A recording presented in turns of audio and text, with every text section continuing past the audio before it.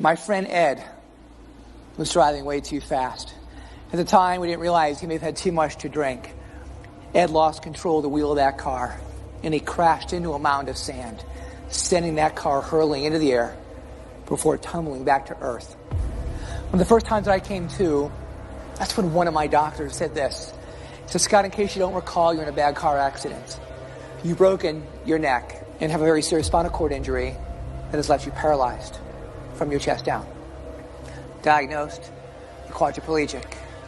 It wasn't long thereafter I was being told I'd be confined to this chair for the rest of my life.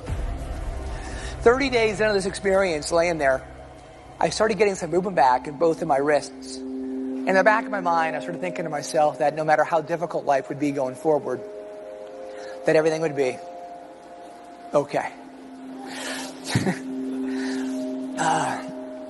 When I first started pushing a wheelchair, that's when one of my doctors, though, pulled me over. And he goes, Scott, look, we know you're getting some movement back in your arms. Not uncommon, but I think now more than ever, you need to understand the seriousness of your spinal cord injury and come to realize that the movement that you're getting back in your arms is as good as it's going to get. I don't know if that is exactly what he said, but what I heard was, you might as well go ahead right now and give up hope.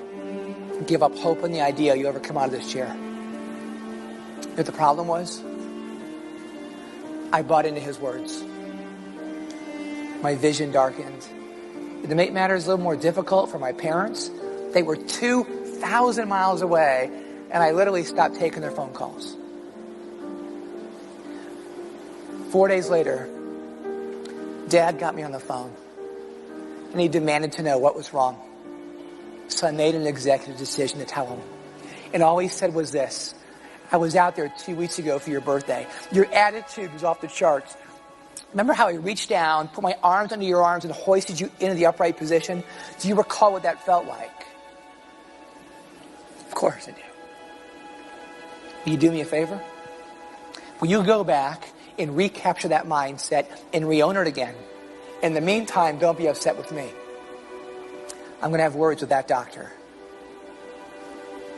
And then come the next morning, when I woke up, I could not believe my eyes. Standing at that doorway, looking back at me, was my dad. Letting me know, in a sense, everything would be okay. And if I learned anything from Dad, that no matter how difficult life is for you, in that moment, you can always change your way of thinking. And that's when I made the profound decision that I was willing to fail, but I was unwilling to quit, while knowing that nothing worth achieving ever comes too easy. But to succeed, that takes grit. But what is grit? Grit, my friends, is your passion to persevere. Grit is what keeps you off the sidelines and back in the game of life. Well, there's something I learned in my life so many years ago, and I know it to be the truth.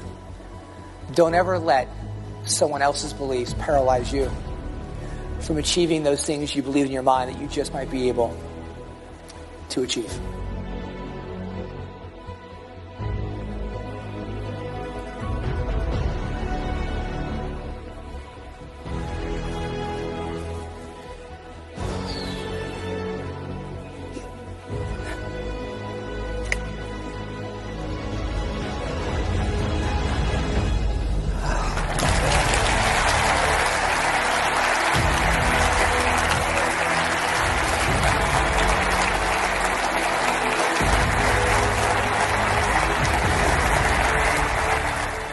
If you are looking to thrive, to beat the odds, and achieve extraordinary results in your own lives, don't give up too soon.